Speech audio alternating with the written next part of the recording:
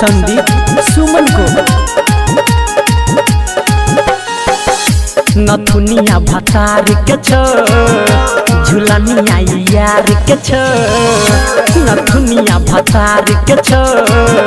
झुलनिया यार के छो तोहर गलिया पर के निशानी के छौरिया कुमार के छो के भेल रहो हाला पूरा मोहल्ला घटना के छौरिया अनहार के छो नथुनिया भतार के छो झुलनिया यार के छो तोहर गलिया पर के निशान के छौरिया कुमार के छो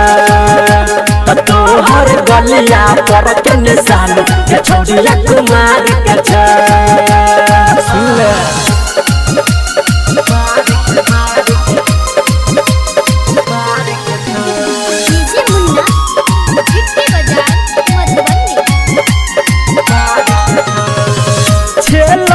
कुमार तछौरी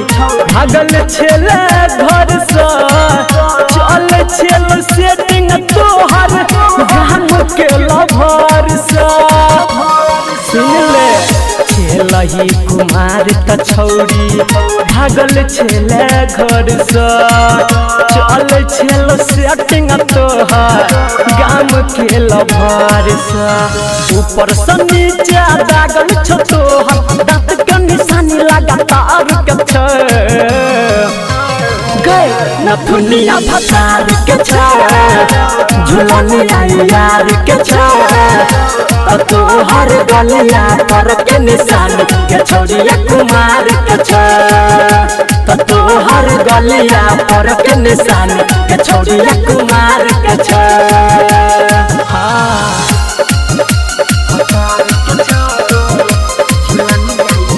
आप सुन रहे हैं संदीप सुमन को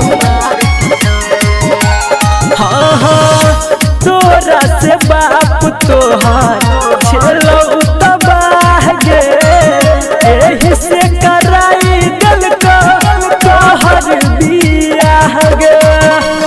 छौरी तोरा से बाप तोहर छेलो तबाह गे एही से कराई दिल को तोहर बियाह गे संदीप सुमन अमरियन लगे बिहल पायल बाजार के छे नथुनिया भतार के छे झुलनिया यार के छे तोहर गलिया पर के निशान के छौरिया कुमार के छे तोहर गलिया पर के निशान के छौरिया कुमार के छे।